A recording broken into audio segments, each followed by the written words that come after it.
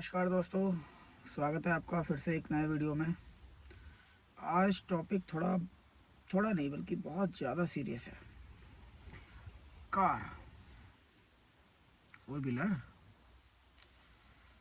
चलाना कैसे पसंद नहीं है? सबको पसंद है। लेकिन आप जानते हैं, ये कार अगर सही हाथों में ना हो तो ये किसी की जान भी ले सकती है।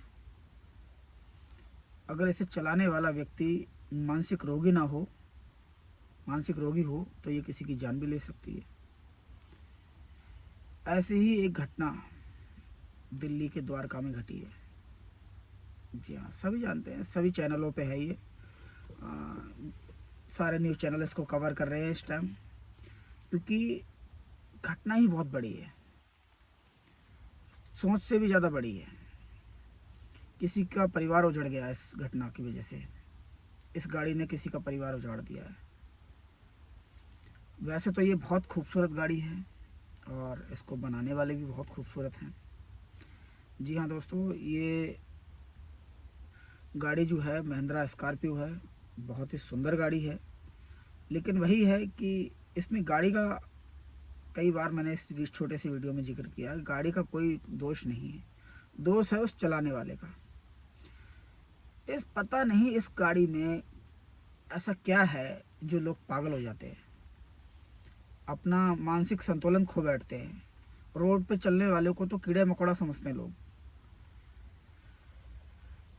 आनंद महिंद्रा जी की ये गाड़ी है, स्कॉर्पियो, उनकी कंपनी की गाड़ी है और बहुत ही मजबूत गाड़ी है। सभी की पसंद की गाड़ी है। सब लोग इसको बहुत पसंद करते हैं। हर आदमी की इच्छा होती है इस गाड़ी को खरीदने की। लेकिन जो भी इसे खरीदता है उसमें से ज़्यादातर लोग, 90% लोग सनकी लोग होते हैं। ऐसा मैं क्यों कह रहा हूँ? आपको इंटरनेट पे हज़ारों वीडियो मिल जाएंगे स्कॉर्पियो के और एसयूवी, ठीक है, थार, इनके हज़ारों वीडियो मिल जाएंगे। एक्सीडेंट के वीडियो मिल जाएंगे, लोगों को ऊपर गाड़ियाँ चढ़ाते हुए वीडियो मिल जाएंगे, स्टंटबाजी करते हुए वीडियो मिल जाएंगे। ऐसा क्या है इन गाड़ियों में जो बैठते ही इनको सीधा ऐसा फील कराती है कि भाई अब हमें कुछ होगा ही नहीं, ये यमराज भी हमारे प्राण प्राण नहीं ले सकता। चलाने वाले ये चीज़ क्यों भूल जाते हैं इस चीज़ के लिए कि उनकी जान भी जा सकती है इस ऐसे खतरनाक स्टंटबाजी करने से। आते हैं दोस्तों टॉपिक, मेन टॉपिक पे, मेन मुद्दे पे आते हैं दोस्तों। जैसे मैंने अभी अब जिक्र किया था आपसे, दिल्ली के द्वारका में इस गाड़ी की वजह से बहुत बड़ी घटना घटी है। एक 20-22 साल का लड़का जो इस गाड़ी को ड्राइव, अब एज शायद मुझे कंफर्म नहीं है, मैंने देखा भी है वैसे, शायद वो अभी बालिग नहीं है वो लड़का। लेकिन जो दूसरा लड़का है जिसकी डेथ हुई है वो शायद 20 साल के आसपास है। अब आप सोचिए कि इन लोगों ने एक रील रील बनाने के चक्कर में उस लड़के की जान ले ली। और सिर्फ उस लड़के की जान नहीं ली, उसके परिवार की उम्मीदों की जान ली है उस लड़के ने जो ये ड्राइव कर रहा था उस गाड़ी को। ऐसे कितने उदाहरण बताऊं मैं आपको, सैकड़ों सैकड़ों उदाहरण हैं।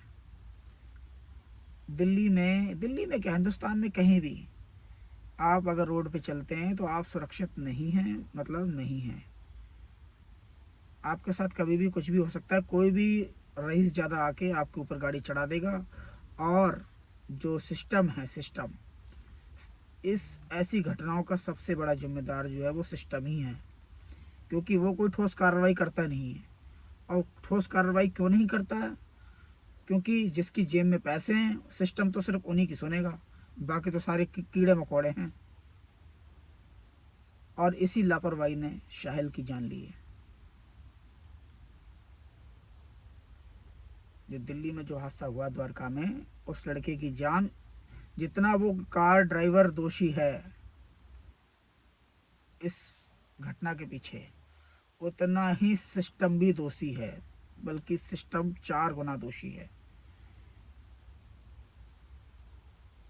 मैं खुद पर्सनल मैं इस टॉपिक पे और वीडियो डालूंगा, लेकिन मैं आपको बता रहा हूँ, कुछ चीज़ें बता रहा हूँ। मैं कभी मेरी वजह से मेरी गाड़ी का चालान नहीं हुआ, कभी भी। हमेशा रूल रेगुलेशन फॉलो करता हूँ। यहाँ तक पैदल भी तब क्रॉस करता हूँ जब मेरे साइड की बत्ती ग्रीन हो जाती है।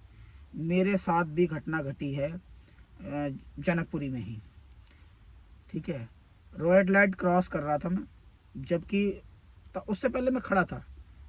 मैं आपको बता दूं कि क्योंकि वो रेड लाइट रेड थी, मुझे रोड क्रॉस करके जाना था, और जैसे ही वो बत्ती ग्रीन हुई तो हम लोग तो जाएंगे ना, हमारे साइड की गाड़ियां भी जाएंगी। उतने में एक टैक्सी वाला आके घुस गया और मेरे पैर को हिट कर दिया। मैं गिर गया वहीं पे। मेरी बहसबाजी हुई तो उस बंदे ने मेरे ऊपर हाथ छोड़ दिया, आप सोच सकते हो। और हाथापाई में वो बंदा उस टाइम तो जो भी है, क्योंकि भाई सीधी सी बात है, अपना बचाव तो आदमी करेगा ही करेगा। जबकि उसके साथ शायद लेडीज थी, कोई उसकी माँ भी हो सकती है या और कोई भी हो सकता है, मुझे तो उसकी माँ ही लग रही थी शायद। वो व्यक्ति टैक्सी वाला भाग गया। मैं उसका नंबर फोटो वोटो खींच लिया था मैंने उसकी कंप्लेंट की, लेकिन पीसीआर आई भी, और मैं इतना ज़्यादा भी चोट नहीं लगी थी कि मुझे हॉस्पिटल जाने की ज़रूरत पड़ती, लेकिन हाँ, मुझसे चलने में दिक्कत हो रही थी, मुझसे चला नहीं जा रहा था ठीक से।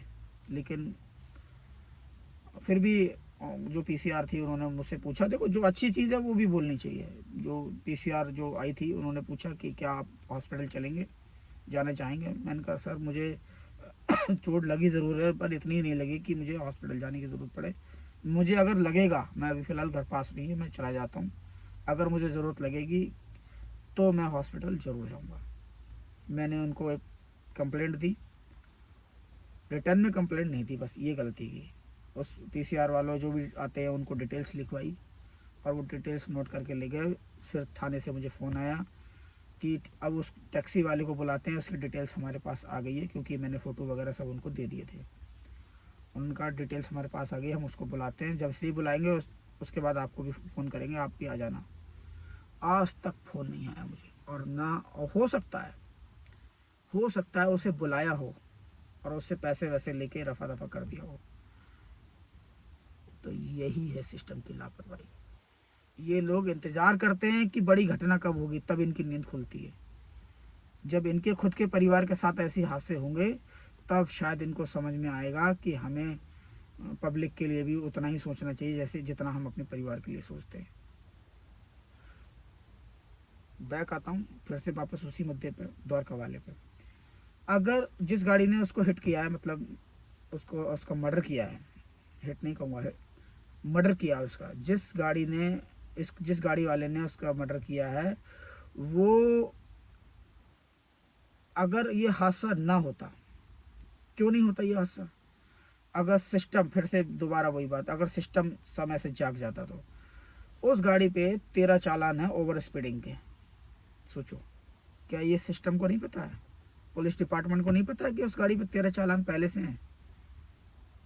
एक चालान हुआ, 2 चालान हुए, 3 चालान हुए, 4 चालान हुए, कोई तो लिमिट होगी गाड़ी सीज करने की, उनको सजा देने की कोई तो लिमिट होगी। मेरे हिसाब से तो जो मुझे लगता है, जो मेरे मन में ख्याल आ रहा है, कि अगर किसी व्यक्ति के 2-3 चालान ओवर स्पीडिंग के हो जाए, उसकी गाड़ी सीज कर देनी चाहिए साल 6 महीने के लिए। उसका लाइसेंस भी बंद कर, कैंसिल कर देना चाहिए, साल 6 महीने के लिए सीज कर देना चाहिए। और ऐसे इंसान को कम से कम 1-2 लाख रुपए जुर्माना लगाना चाहिए, तब शायद उसकी अकल ठिकाने पे आए। लेकिन वही है, सिस्टम की जेब भर जाती है तो मरो सालो, मर रहे हो तुम, क्या फर्क पड़ रहा है उनको। आज द्वारका में हुआ है, कल कहीं और होगा, और हो रहा है, देखो नोएडा में हादसा हुआ, उसके लिए जिम्मेदार सिस्टम। जनकपुरी में हादसा हुआ डीसी वाले रोड पे, उसके लिए जिम्मेदार सिस्टम। आम आदमी सिस्टम की भेंट चढ़ता रहेगा, और ये सिर्फ 2-4 दिन हाय हल्ला होगा न्यूज़ में और मीडिया में, उसके बाद सब सो जाते हैं, किसी को कोई परवाह नहीं है। तो आप अपना ख्याल स्वयं रखिए। और एक और बात जो कड़वी है, बहुत ज़्यादा कड़वी है, पुलिस स्टेशन या पुलिस के पास तभी जाइए अगर आपकी जेब में पैसे हैं, अदरवाइज आपकी कोई सुनवाई नहीं होगी, घंटा सुनवाई नहीं होगी। कोई सुनवाई नहीं होगी आपकी। मैं देख चुका हूँ इसके लिए, 3-4 बार देख चुका हूँ इस चीज़ के लिए। मैं जीवन में कोई गलत काम नहीं किया, कोई गलती नहीं की, उसके बावजूद भी मैं अपने साथ देख चुका हूँ। शरीफ आदमी के लिए कानून नहीं है, कानून गुंडे बदमाशों के लिए है, शरीफ आदमियों के लिए नहीं है। इसलिए अगर आपके बच्चे हैं तो आप टैक्सी से भेज दीजिए या और किसी साधन से भेज दीजिए, उनको गाड़ी लेके मत भेजिए। खासकर अगर आपका सिंगल बच्चा है तो बिल्कुल मत भेजिए, क्योंकि सिस्टम ठीक है, मुआवजा भी मिल जाएगा। मान लिया गवर्नमेंट उसको लाख लाख 2 लाख 50 लाख 1-2 करोड़ मुआवजा दे भी देगी, क्या उस माँ को, उस माँ का मैंने बहुत कुछ है मेरे मन में कहने के लिए। उस माँ का मैंने एक बार नहीं 50 बार वीडियो देख चुका हूँ इंस्टाग्राम पर, न्यूज़ में। उस माँ का रो रो के बुरा हाल है। उस माँ ने सिंगल मदर होने के बावजूद उस बच्चे को पाला पोसा बड़ा किया, इसलिए कि कोई भी सनकी आके उसको उड़ा देगा और उसकी जान ले लेगा। वो पैसे का क्या करेगी वो माँ? जो पैसा खर्च करता, जो पैसा वो इस्तेमाल करता, वही नहीं रहा, उस पैसे का क्या करेगी? अगर मुआवजा दे भी दोगे, क्या उसका बच्चा दे सकता है कोई वापस लाके? नहीं दे सकता। जब किसी बड़े अधिकारी के बच्चे के साथ ये सब होगा ना, किसी मिनिस्टर के या किसी बड़े पुलिस अधिकारी के बच्चे के साथ ये ऐसी घटना घटेगी, तो शायद मुझे लगता है कि शायद उसकी दिमाग की बत्ती जले, शायद उनको लगे कि हाँ, कड़े नियम होने चाहिए। मुझे तो लगता नहीं है। मेरी 50% एज हो चुकी है। मैंने तो जैसा शुरू में हाल देखा था वैसा ही सड़ा हुआ सिस्टम आज भी है। उम्मीद तो है नहीं इन लोगों से कुछ। ये सिर्फ सुनवाई और पैरवी उन्हीं की करते हैं जिनकी जेब में पैसा है।